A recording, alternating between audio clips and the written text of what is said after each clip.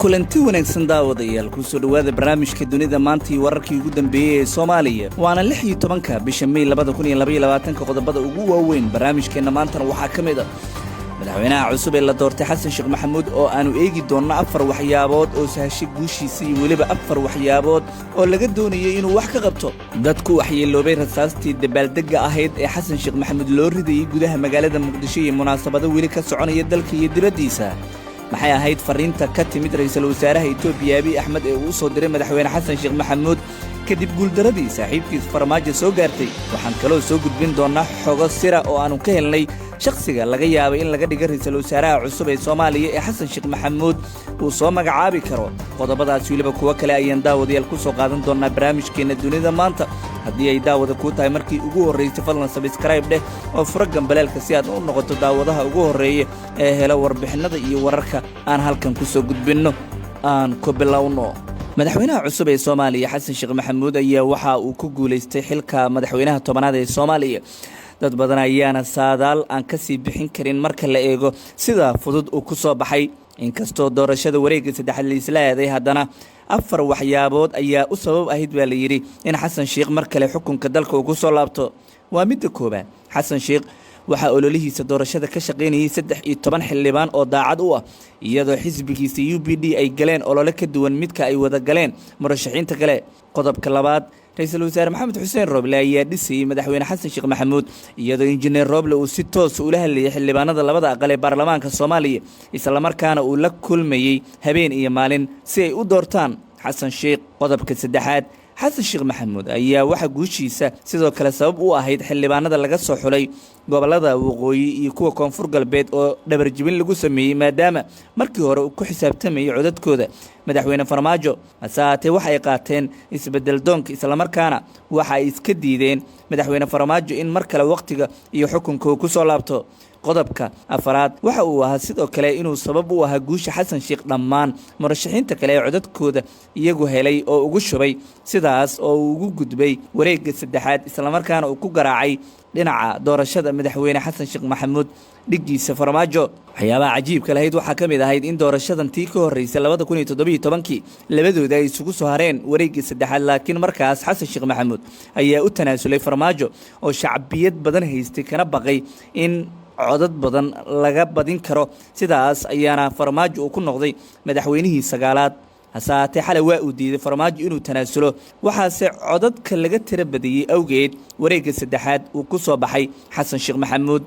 xalay ka hor inta aan la gelin codeynta wareegga saddexaad ee doorashada madaxweynaha ayaa Farmaajo iyo Xasan Sheekh Maxamuud oo isugu soo hareen waxa la sii ogaaday in Xasan Sheekh uu guuleysanayo taasi waxay ku timid ifafaalaha laga dareemay hoolka doorashada Afasiyooni oo Saciid Cabdullaahi Dani iyo murashaxiinta kale ee Xasan Cali Qeyrre iyo Sheekh Shariif Sheekh Axmed ay codadkooda ugu shubeen Xasan Sheekh Maxamuud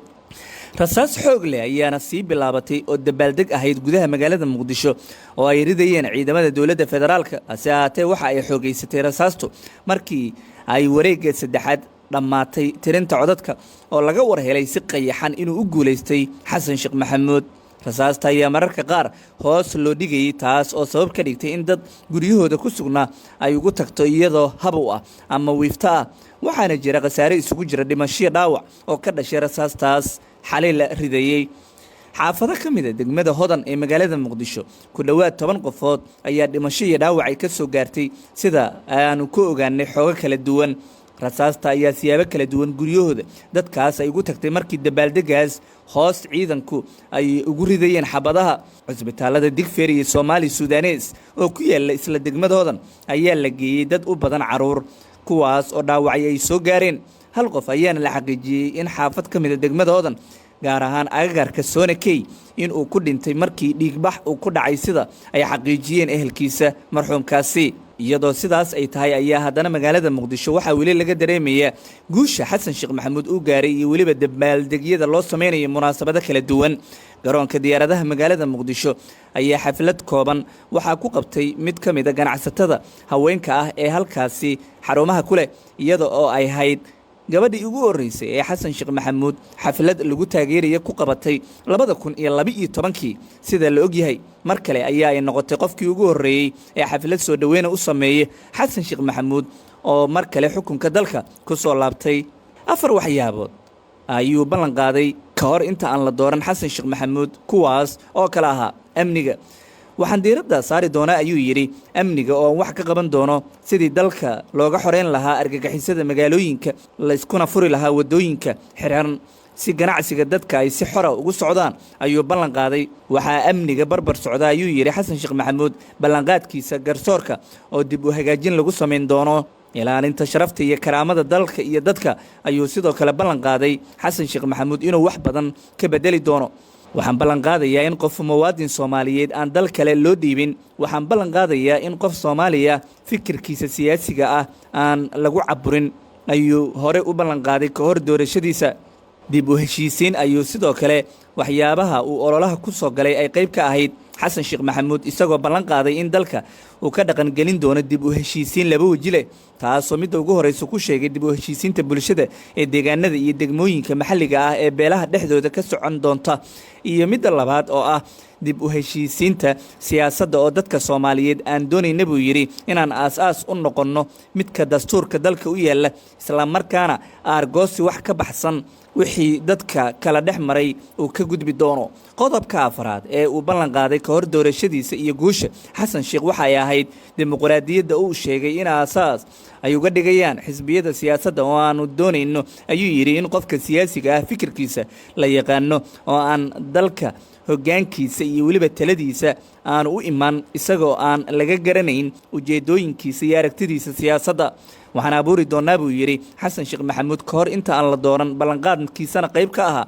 nidaam ah in dadka Soomaaliyeed ay ku kalsoonaadaan hay-adaha dastuuriga ah. dhinaca kale madaxda dowlad goboleedyada ayaa si wada jira waxa ay hambalyo ugu direen madaxweynaha la doortay ee xasan sheekh maxamuud, iyagoona sheegay inay diyaar u yihiin sidii ay u garab istaagi lahaayeen lana shaqayn doonaan.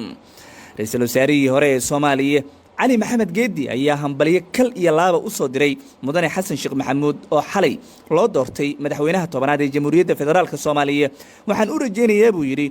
Professor cali maxamed geedi xasan sheekh maxamuud in ilaahay uu ku guuleeyo gudashada xilka culus ee dusha loo saaray. sidoo kale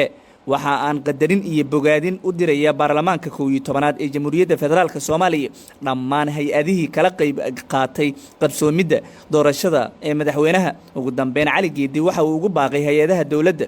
bulshada rayidka iyo guud ahaan shacabka Soomaaliyeed inay garab istaagaan oo ay la shaqeeyaan madaxweynaha cusub ee dowladda Soomaaliya uu hogaamin doono 4 sano ee soo socota waa xasan sheekh maxamuud. dhanka kale ra-iisul wasaaraha waddanka Itoobiya Abiy Ahmed Cali ayaa qoraal ka soo baxay waxa uu taageero ugu muujiyey madaxweynaha la doortay xasan sheekh maxamuud. Abiy Ahmed Cali ayaa hambalyo u soo diray madaxweynaha cusub ee Soomaaliya kadib markii uu xalay ka guuleystay Maxamed Cabdullaahi Farmaajo. Abiy waxa uu saaxiib dhow la ahaa Farmaajo, waana mid uu weynayo wadaagiisii siyaasadda. si dhow ayuu ula shaqayn doonaa sida uu ballan qaaday madaxweynaha cusub ee Soomaaliya Abiy Ahmed. hadalkan ayuu ku sheegay fariin uu Abiy soo dhigay bartiisa Twitterka, waxaana xasan sheekh maxamuud oo mar kale xukunka dalka ku soo laabtay dad badan ay ku tilmaamayaan nidaamka dowladnimada iyo weliba dimuqraadiyadda oo hore u sii socon doonta. dowladda UK ayaa dhankeeda waxa ay taageertay doorashada madaxweynaha cusub ee Soomaaliya xasan sheekh maxamuud. wasiirka Ingiriiska u qaabilsan arrimaha Afrika gabadha la yiraahdo Vicky Ford ayaa qoraal ay soo dhigtay barteeda Twitterka waxay ugu hambaliyeysay madaxweynaha cusub ee Soomaaliya xasan sheekh maxamuud, iyadoo sheegtay inay diyaar u yihiin inay isgarab taagaan. waxay sheegtay in dowladda UK ay kala shaqayn doonto madaxweynaha cusub 3 arrimood oo ay ka mid yihiin dadaalada ku aadan xoojinta amniga, la dagaalanka al-shabaab iyo taakulaynta dadka ay saameeyeen abaaraha ka taagan Soomaaliya. sidaas si la mid ah dowladaha qaarkood ayaa iyaguna taageero waxa ay u sameynayaan mudane xasan sheekh maxamuud oo isagu ku guuleystay xilka madaxweynaha Soomaaliya. qodobka ugu dambeeya ayaan markana fiirineynaa. guusha uu gaaray xasan sheekh maxamuud waxay waji cusub u yeeshay saaxadda siyaasadeed iyo xukunka Soomaaliya marka la eego inuu noqday qofkii ugu horreeyay 2 jeer madaxweyne ka noqday Soomaaliya taariikhda. taageerada loo fidiyey iyo dabaaldegyada socda weli ka sokow waxaa calaamad su'aal la geliyey sida ay noqon doonto ballanqaadyadii uu sameeyey ka hor guushiisa iyo wixii laga bartay markii uu xukunka hayay waxa uu iska bedeli doono xasan sheekh maxamuud. durba waxaa la isweydiinayaa shakhsiga uu u xulan doono ra-iisul wasaaraha cusub ee Soomaaliya, qofka uu ka dhigi doono, waxaana soo baxaya warar kala duwan oo ku aadan 2 shakhsi midkood inuu soo magacaabi karo. waa midka koobaad, xasan sheekh maxamuud ayaa soo magacaabi kara shakhsi ka imanaya dhinaca Puntland deegaan ahaan uu siciidani keensan doono si abaalkii codadkiisa loogu gudo ama dani qudhiisa ayaa wararka qaar ay sheegayaan in uu isla rabo xukuumadda cusub ee Soomaaliya inuu isaga majaraha u qabto waxaase laga yaabaa ayaa dadku ay leeyihiin in isaga uu dani iska sii joogi doono Puntland uu madaxweynaha ka sii ahaan karo shakhsiga labaad ee madaxweyne xasan sheekh maxamuud uu u magacaabi karo xilka wasiirka koobaad ee Soomaaliya ayaa waxa uu yahay Xamse Cabdi Bare oo hadda ah xildhibaan ka tirsan golaha shacabka baarlamaanka 11aad ee Soomaaliya xamse ayaa waxa isku heebiyiin Axmed Maxamed Islaam Axmed Madoobe madaxweynaha dowlad goboleedka Jubbaland waxa uu Xamse Bare ahaa gudoomiyihii guddiga doorashooyinka Jubbaland xilligii Axmed Madoobe dib loogu dooranayay 2019 saddex sano ka hor kursigaas haddii Xamse Bare uu ku soo baxo xilka ra'iisul wasaaraha Soomaaliya waxay noqonaysaa markii ugu horeysay oo beesha ogaadeen ay heli doonaan jagada ra'iisul wasaaraha Soomaaliya haddiise uu dani iyo weliba xubin ka socda Puntland ay ka yimaadaan xilka ra'iisul wasaarahana helaan ayaa ay ka dhigan tahay in taageero badan ay heli doonaan dadka ka soo jeeda deegaanada Puntland xasan sheekh maxamuud waxa uu taageero badan ka helay wareegga saddexaad oo uu farmaajo codadka badan kaga adkaaday xalay doorashadii dhacday xildhibaanada Jubbaland iyo Puntland oo codadka uga shubay iyadoo sidaas ay tahay haddana wax kasta ayaa macquul ah oo labadaas qorshe mid ka duwan ayuu xasan sheekh la iman karaa balse waxa la ogaaday oo xogtu ay sheegaysaa inay u badan tahay in sida aan idinla wadaagnay midkood labada shakhsi uu ra'iisul wasaare ka dhigo durbe madaxweyne xasan sheekh maxamuud ayaa la kulmaya wicitaano tiro badan oo uu ka helay siyaasiyiinta ka soo jeeda beelaha daarood si ay u helaan xilka ra'iisul wasaaraha cusub ee Soomaaliya fila Soomaaliya ayuu la wareegi doonaa xasan sheekh maalmo kadib